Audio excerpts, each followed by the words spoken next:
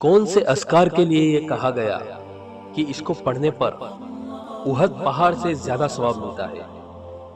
اور آپ کے آپشن ہیں: اے اللہ اکبر، بی الحمدللہ رب العالمین، سی سبحان اللہ و بحمدہ، ڈی ان میں سے کوئی نہیں۔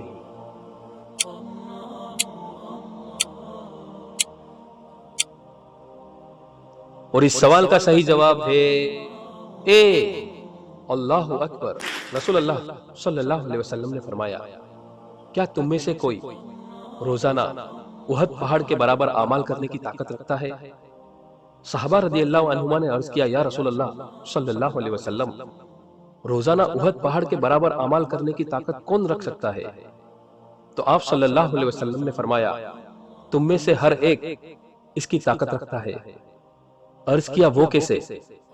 تو آپ صلی اللہ علیہ وسلم نے فرمایا، سبحان اللہ کہنے کا ثواب احد پہاڑ سے زیادہ ہے، الحمدللہ کہنے کا ثواب احد پہاڑ سے زیادہ ہے، لا الہ الا اللہ کہنے کا ثواب احد پہاڑ سے زیادہ ہے، اور اللہ اکبر کا بھی ثواب احد پہاڑ سے زیادہ ہے۔ الطبرانی صحیح